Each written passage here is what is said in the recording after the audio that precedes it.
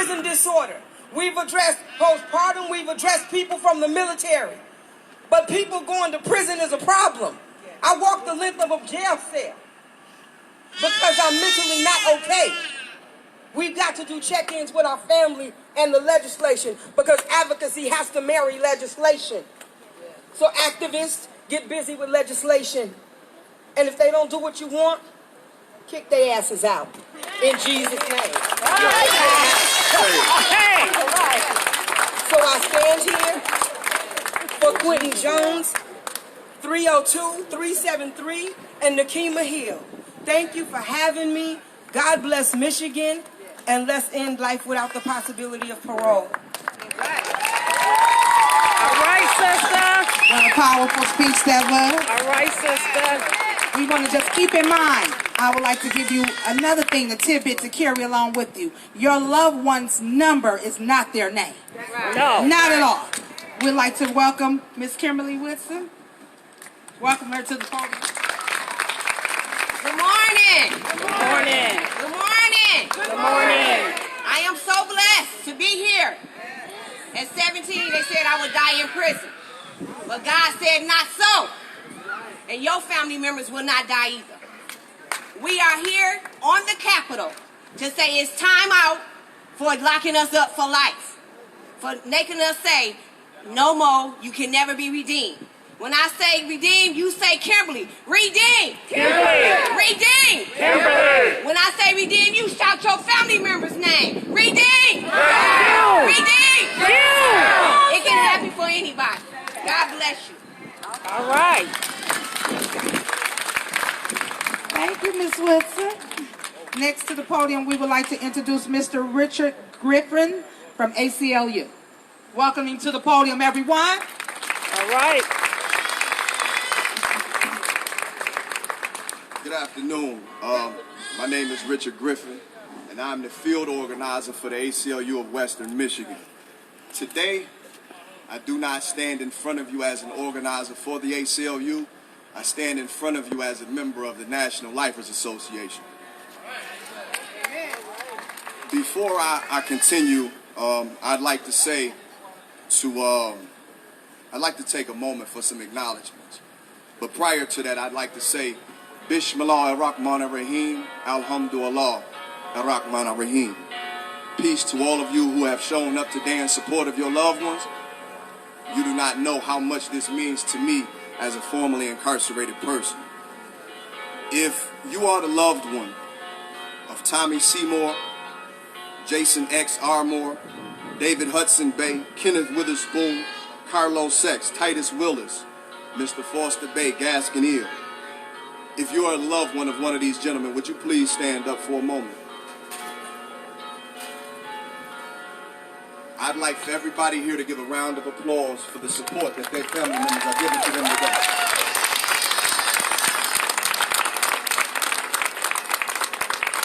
I mentioned the names of two gentlemen who I see standing in the crowd, and I see several others who have joined us here in recent moments that I have to salute and give acknowledgement to, because your family member, your loved one, those folks who I've just spoken about, were my encouragement, my support, my mentors, and they made sure that I got to this place today.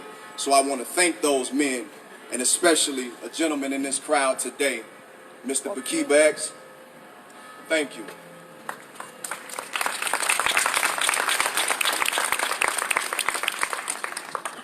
We're here today to talk about legislation that would reform the approaches of how we convict and sentence defendants in our state.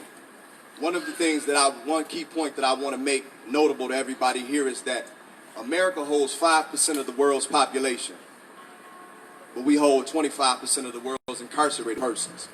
What that means is that 1 in every 4 individuals that are locked up on the planet are housed in American institutions. And excuse me, I have to back up momentarily. I salute you, black woman. I appreciate you for your support of Mr. Quentin Jones. And I thank you for all of your work that you're doing. I appreciate you. All righty.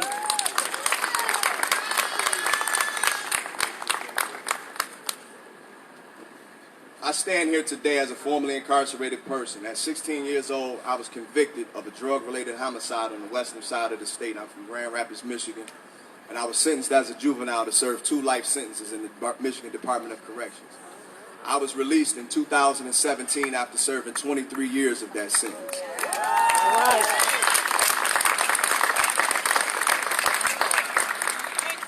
Within several months of my release, I was doing advocacy work in this area until I came upon the position that I am in today with a nonprofit organization geared towards dismantling mass incarceration as we know it.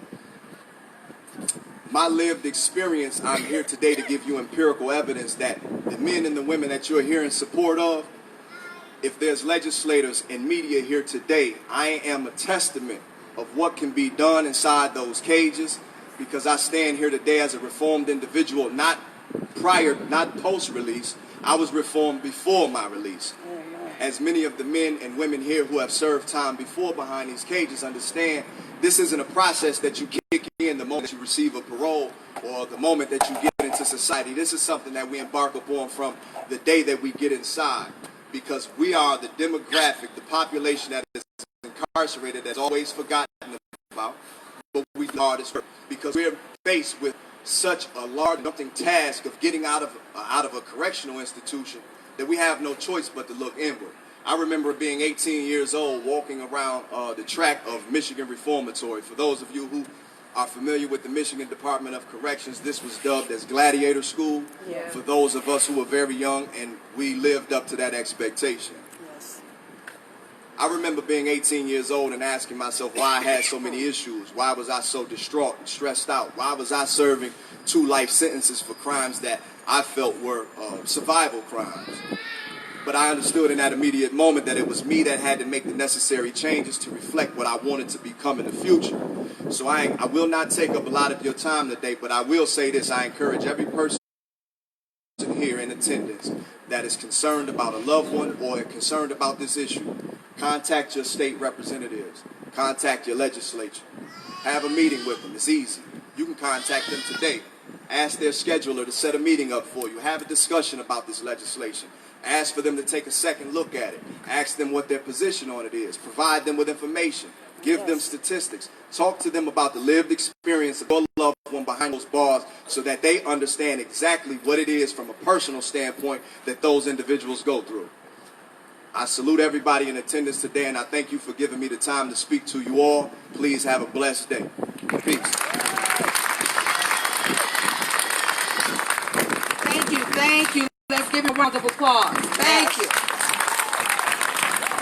As I call the children's name, would you please come to the podium? Tashina William Hawkins. You want to do it by right?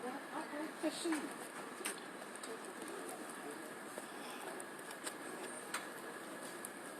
Okay, Tashina will speak as well.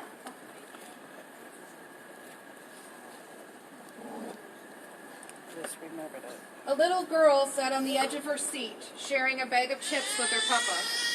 She was smiling so big, everyone in the room couldn't take their eyes off of her. Her hair, long and brown, held up in 2 perfect ponytails, her eyes bright blue. When she laughed, the dimple on the left side of her face appeared, and her cheeks became red. Her papa was smiling just as big. He too had bright blue eyes, but far more worn than the little girl's. His hair was snow white, and with the length of his beard, some would say he looked a little like St. Nick. I am pretty sure that if you could see under the beard, there would be a similar dimple appearing in his grin. His cheeks and forehead showed the same brilliant red as he looked down on the granddaughter with pride. Some hearing this would think this was the description of a perfect moment between a man and his granddaughter, both of them smiling hard and showing happiness through their eyes with the same sparkle in the color of their cheeks. Obviously related without being mentioned through their similarities and features, but this is also the moment when the little girl's eyes became a little more like her papa's. "It's time to go," says the little one's mom as she looked down at her daughter with regret. "Let's say goodbye and clean up our mess." The little girl was not sad because she knew that she was going to go out to dinner with her family when they left. The thought of sitting in a restaurant with nice people who ask you what you want to eat or drink seemed exciting to the girl, and for once, she thought she could share this moment with her papa as well. The little girl noticed that her papa was acting as though he was staying behind. All at once, she became panicked and confused. After all, this was something that she was looking forward to the entire day. "Is Papa coming with us this time?" she asked her mom, trying to keep her tears locked away while she was waiting for the right answer. "No, honey, he has to stay here," the mom replied with a deep sadness in her voice.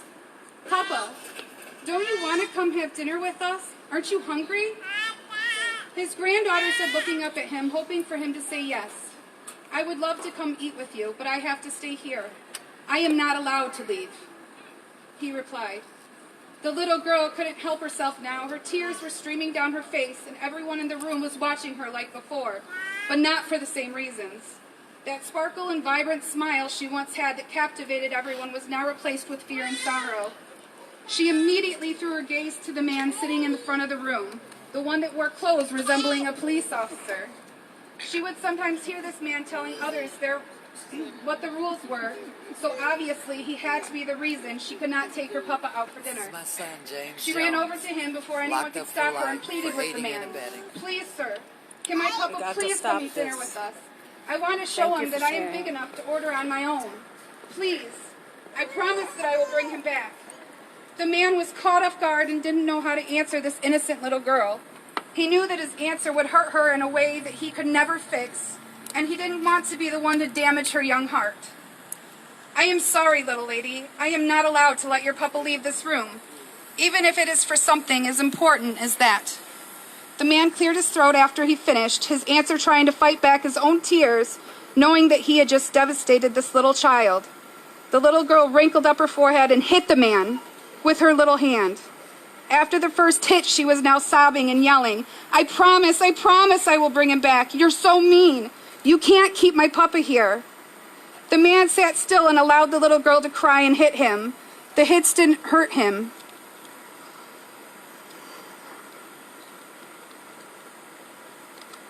As much as the little girl's pain. This is what she needed to do, and he was going to let her do it until he was finished. "My name is Tashina Lewis, and I am a lifer. I was sentenced at birth, and although I am not looking out through bars, they run through my blood. That experience I shared was from a time when I was about 5 years old. I have spent my entire life visiting my grandfather in prison. I wrote my first letter to the parole board at age 8, along with my letter to the governor. I may not remember what that letter said, but I definitely remember what it felt like. At that age, I had hoped that my family would be reunited. I was naive to think that my letter could make a difference and help bring my mother's daddy home to her. As the years went on, that hope diminished. The faith I had in our justice system was replaced with anger. My words have changed from pride and faith into desperation and despair. I am now 36, and I am still writing letters. After all, when we give life sentences, we aren't only punishing those that are convicted, but we are also sentencing entire families. Yes. When we focus on mass incarceration rather than rehabilitation and prevention, we are sentencing our entire nation. Yes. My grandfather is the perfect example of a model inmate. He has taught himself to read and write in multiple languages, received about every certificate or degree one can. He has helped educate youth in hopes of keeping them from walking the same path as he did. He has trained service dogs and grown thousands upon thousands of vegetables, and even after all the world has done to him, he has even used his name and seniority to help save lives. He has worked as a mediator for employees as well as inmates. He has successfully gained the respect and love of many. He was not the man who murdered in his crime he was convicted of. That didn't stop them from refusing him a separate trial, nor sentencing him with 3 life sentences. My grandfather is now 75 years old, soon to be 76. The last 4 years have been very hard on my family, for my grandmother was diagnosed with Alzheimer's. And since, she has had to stop visiting her husband. She has forgotten everyone in the world except for my papa. They haven't been able to see one another in nearly 2 years. Their love is rare and is the kind of love everyone aspires to have. The one person that she remembers and yearns for to have care for her is locked away forever behind bars. Help me end life sentences. They don't work and they only cause more harm. Help free our nation, for life is death. All right.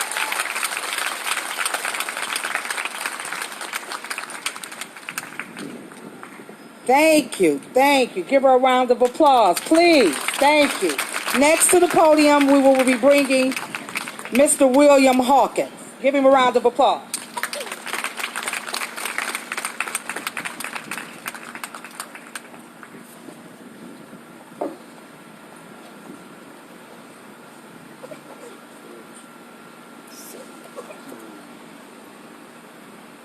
Hello, everybody. Can you hear me? Yes. Okay. I would like to first say thank you to the National Lifers Association, which my father is the president of the local chapter, 1024, for allowing me the opportunity to speak today.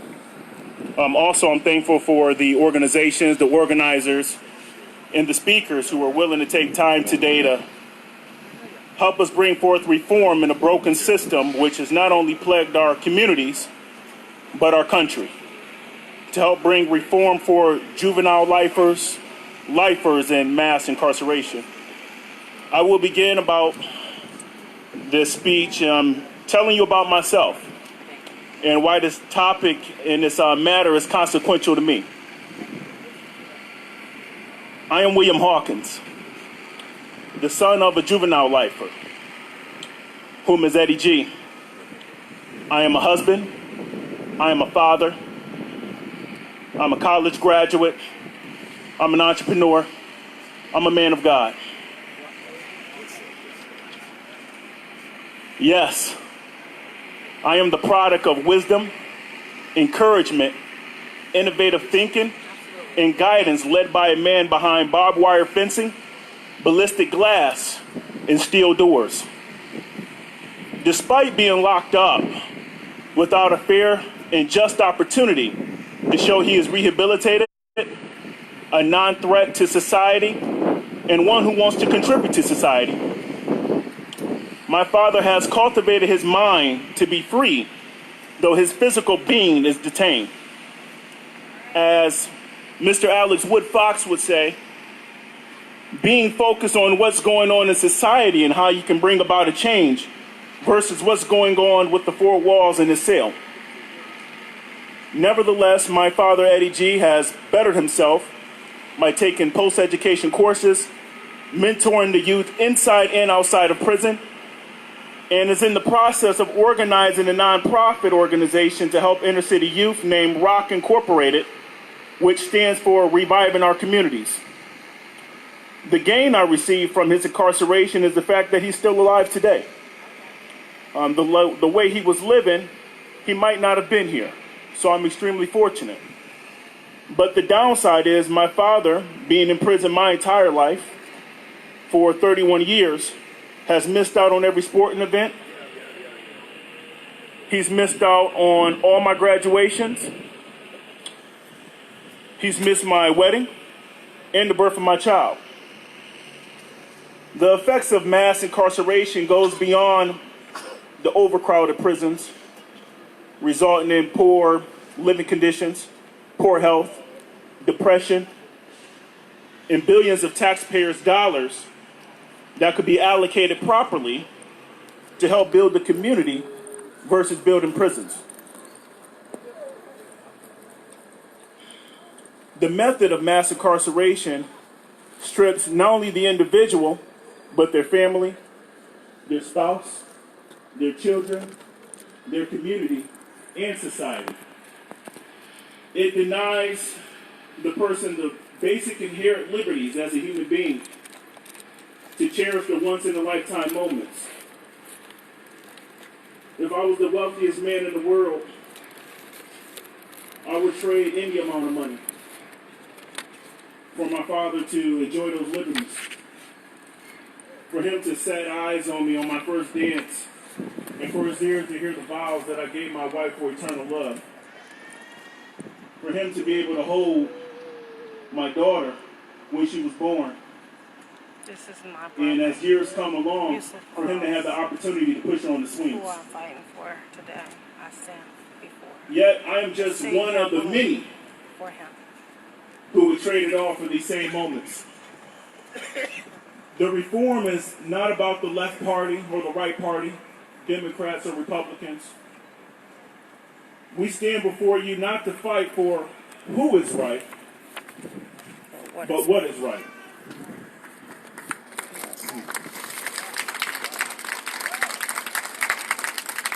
So, as we enjoy the freedom of being free here at this present moment, let us remind ourselves of a quote by the late Nelson Mandela. To be free is not merely to cast one's chains, but to live in a way that respects and enhances the freedoms of others. Thank you.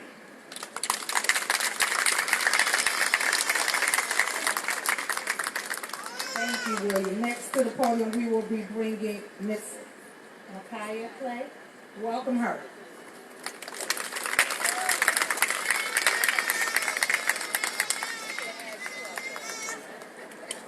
Hello, my name is Nakaya Clay. I'm the National Communications Director for the National Lifers of America, Chapter 1024.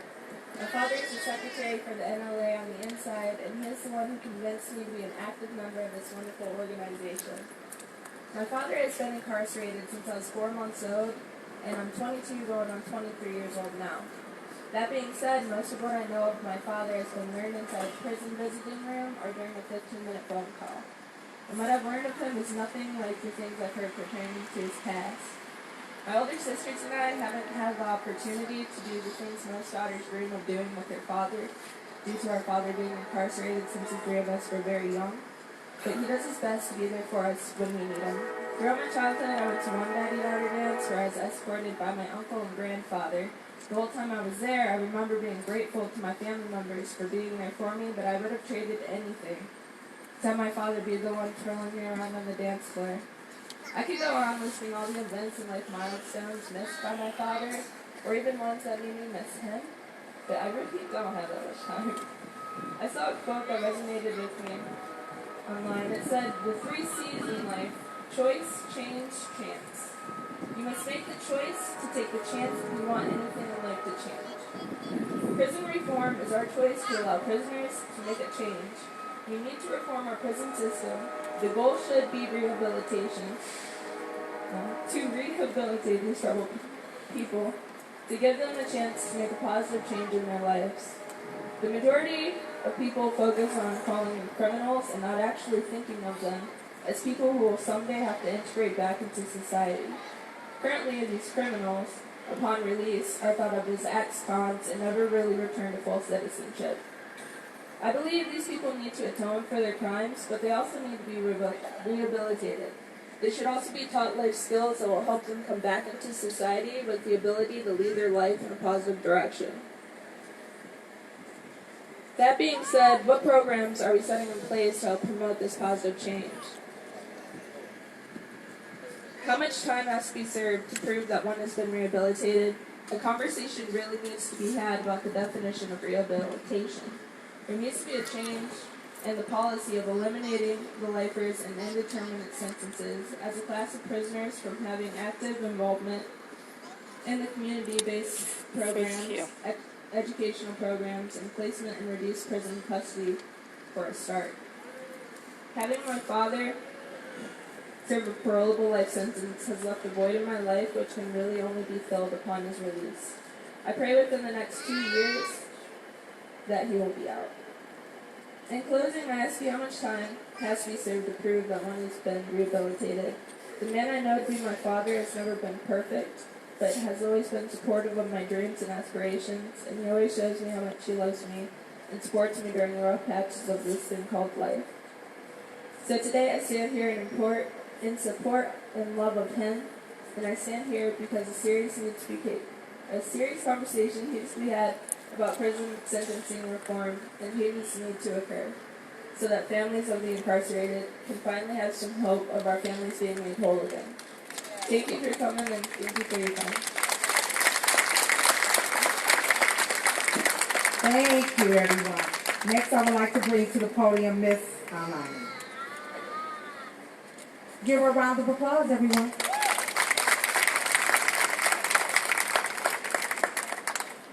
Hello, my name is Amani Sawari. I'm currently a 2019 Roddenberry Civil Rights Fellow, and I'm happy to be here at home. And I'm here standing with Shetan Miles Sincere, who is currently at Gus Correctional Facility, Gus Harrison, serving an 18-year sentence. He's 13 years in right now. I'm here on behalf of the Michigan Good Time Campaign. Michigan is one of, clap for that. Michigan is one of 3 states that don't allow prisoners to earn time off of their sentence. However, time can be added for disciplinary action.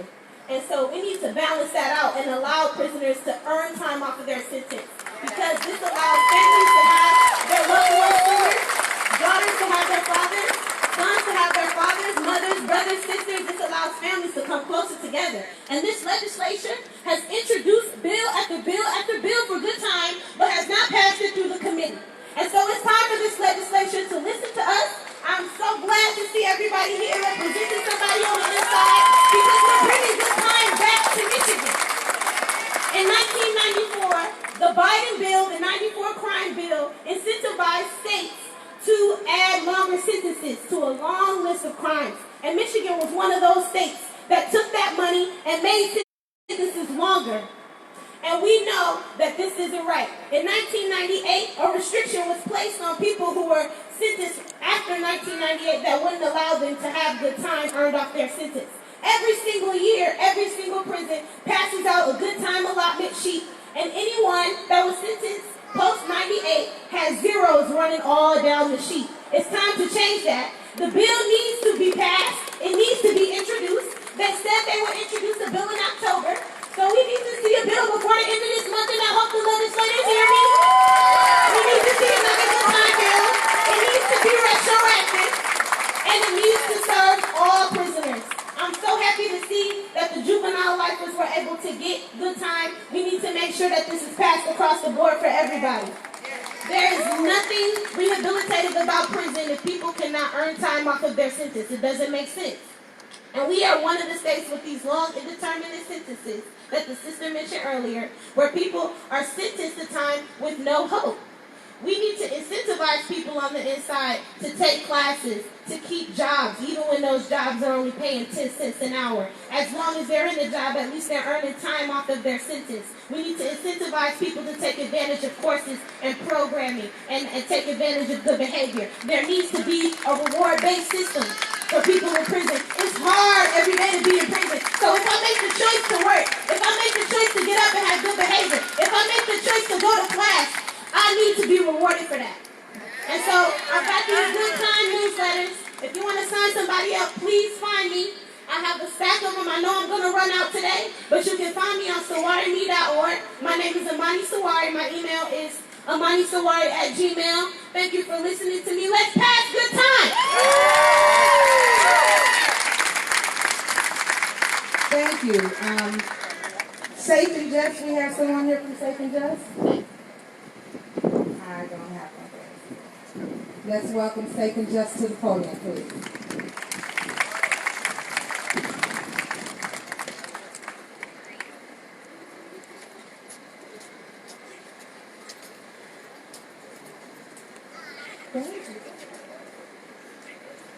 Hi, I am Ann Mahar. I am the research specialist at Safe and Just Michigan, so I am obviously taking this from a little different perspective. I do statistics, right? So I can tell you that there are 10,000 people, a quarter of our Michigan prison population, who are serving sentences that have minimum sentences of 20 years or more. Half of those, so 5,000 people, are serving life sentences. So that's 5,000 families, right, that are missing their loved one. And, right, so yeah. And the harder part of that is that 3/4 of that lifer population is life without parole. There are very few life with parole sentences in Michigan, and a lot of work needs to be done in order to get these people home, back to their families, and back to their loved ones. And we are working to better understand our prison population, and come up with policies to be able to make those changes that need to happen. Thank you.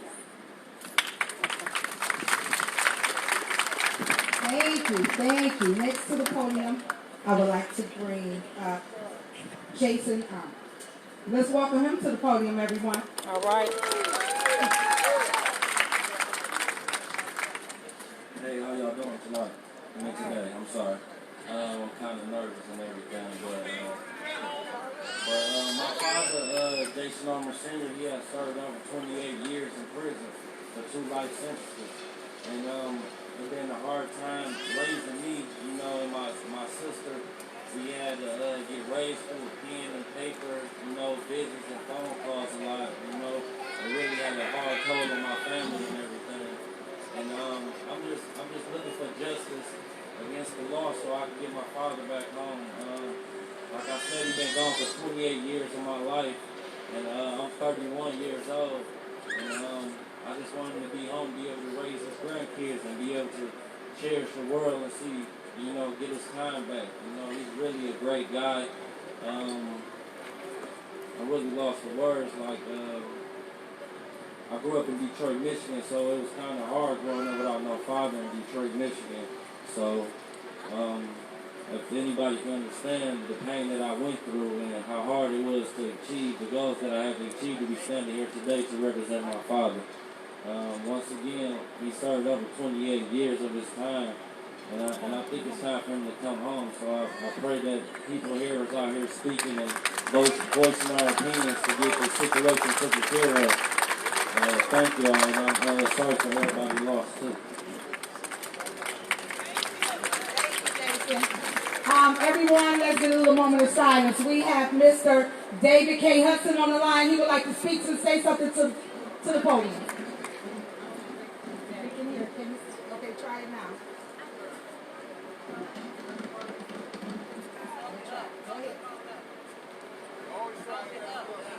I'd like to thank everybody for coming out. This is a movement, and it's sad that we have to do it ourselves.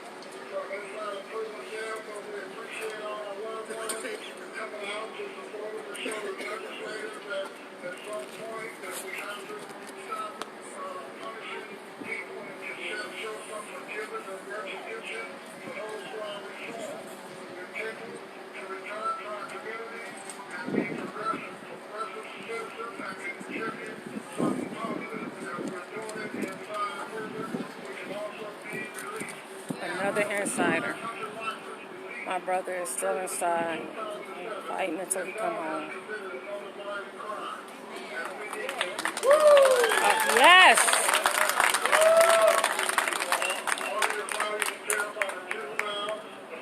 Legislators across the street, and the judiciary committee is waiting the age of 18, and still not totally aligned with the brain science. The brain science says he's still adolescent up until the age of 25. And we need to continue pushing.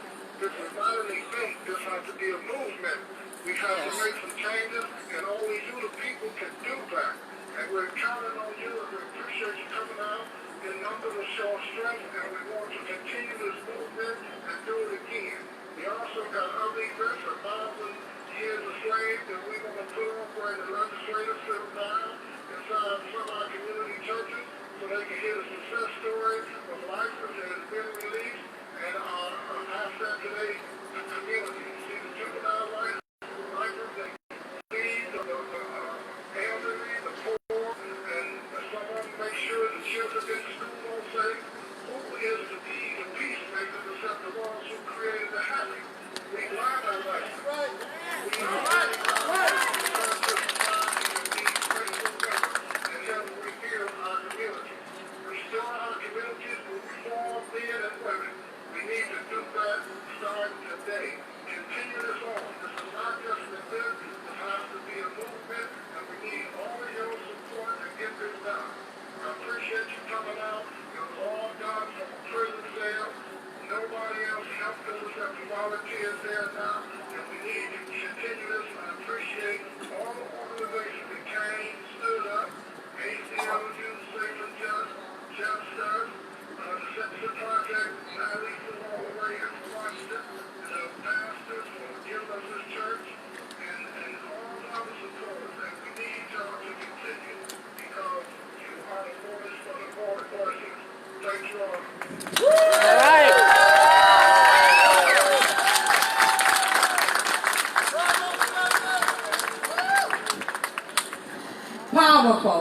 for. We already know there's strength in numbers. Boots on the ground to make movement. That's what we do. Like to bring someone else to the podium? Welcome home. I'd like to thank the National Lifers Association for allowing me to speak here today. My name is Michael Bailey. I was 16 years old when I was waived as a juvenile. I did 50 years. Yeah, I'm here.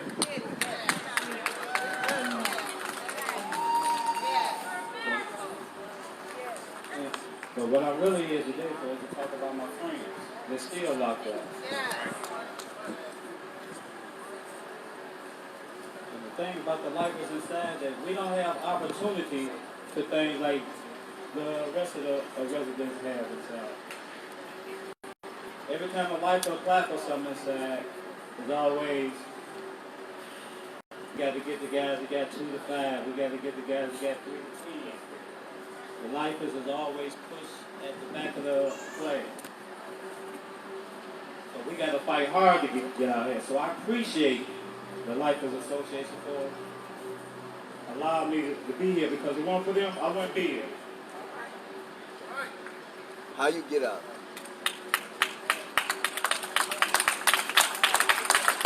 I got out by learning the rules of the universe. Once I understood how the universe worked, then all the pain went away. Because I learned that nothing happened by chance. Everything happened for a reason. Ain't no such thing as no accident. No. It was meant to happen. For whatever reason, it was meant to happen. Mistakes, we're allowed to make mistakes, but that's what we grow from. We grow from our mistakes. We learn from the pain. The pain is not our enemy, the pain is our friend. We don't learn from nothing else, we learn from the pain. When our back been pushed against the wall. That's when we truly learn. But in saying this, I like to say, vote for everything that's on the table right now, in reference to the National Lifers Association. I ain't gonna take up too much time because I'm not a good speaker and I got a little hiccups. So in closing, I would like to say I appreciate y'all and I thank y'all. God bless. Welcome home. Welcome home. Thank you. Next, we would like to bring it to the podium. Secretary. Come on, Craig. Craig to the mic. Good afternoon. Good afternoon. God is good. God is good. God is good. All the time. I want to take this opportunity out to thank all of you individuals out here who came out in support of us, who came out in support of your loved ones. We really, really appreciate it. That's my brother. Just a quick synopsis. I just did 31 and a half years on the juvenile life. As a juvenile life, I just came home 6 months ago. A lot of these guys I know through attrition, through the mud that we call it. But without y'all, without the love and support of y'all, we wouldn't be the men that we are here today. So I would like to take this opportunity out because I'm very humbled by all of these faces that I see out here. Injustice is not black or white. No. You know, and if you look around, it's not in Detroit, it's not in Highland Park, it's not in Flint. Injustice is everywhere. And we'd like to thank y'all because without the fight that you are giving us here today, without y'all votes, without y'all support, without y'all love, without y'all accepting our phone calls, it wouldn't have got us through those dark days. So we would just like to thank you. I would just like to thank you from the bottom of my heart, as well as the other guys that I'm here supporting. The other juvenile life. Give y'all some round of applause. Because really it's y'all who helped us become where we are today. Thank you. All righty. Thank you. I'd like to bring to the podium Shaq Costa. So let's give him a round of applause.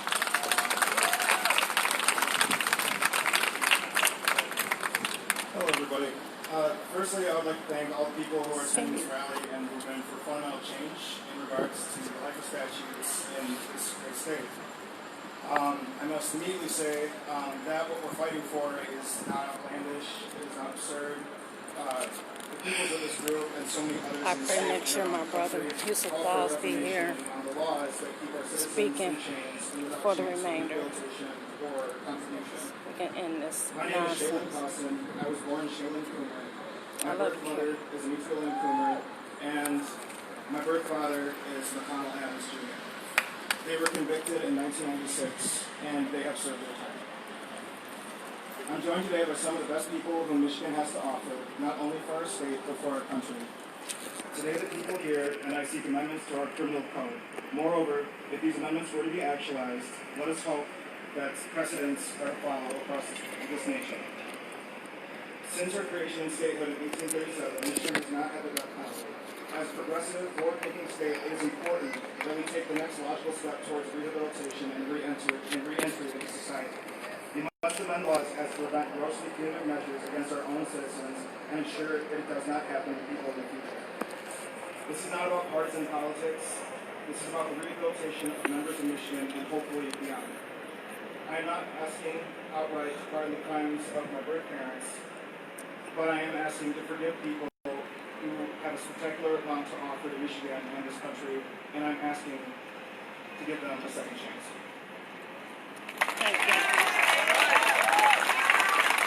Thank you, everyone. Thank you. Let's give you a little quick information about myself. I am Shirlita Gaskins-Eel. I stood in with legislators and helped pass a bill along with supporting others from Capps University, Dina Anderson. I appreciate all that you have done for me, the grooming me, to help in passing that bill. That was House Bill 5273 to eliminate the successor judges for the parolable lifers. So this is what I want to say to all of you all in the sound of my voice. When your loved ones sit down, you stand up. You get up, you get educated about the bills and what's going on in legislature when it comes to your family members. You stand and let you be the voice to the voices. Next, we would like to bring on is advocate for the juvenile lifers. J-Mo. J-Mo. How everybody doing this afternoon? Give yourself a hand. Give yourself a hand. You can do louder than that. J-Mo. You can do louder than that. Thank all of you for coming out this afternoon. It was said this couldn't be done, but we're here today. So let's give all praise to God. For 1 second, I would like all the men and women that was formerly incarcerated, come up to the stairs right quick. I just want everybody to see this. All the juvenile lifers, all the men and women that was formerly incarcerated, come to the stairs. Most of us were condemned to die in prison. I went to prison 31 years ago at the age of 15 years old. And I was released 2 years ago because of direct work and contribution of men and women and family and community. This is the face of men and women who were condemned to die in prison, but we stand at the footstep of the Capitol to let them know, open the damn gates of hell, open them prison doors.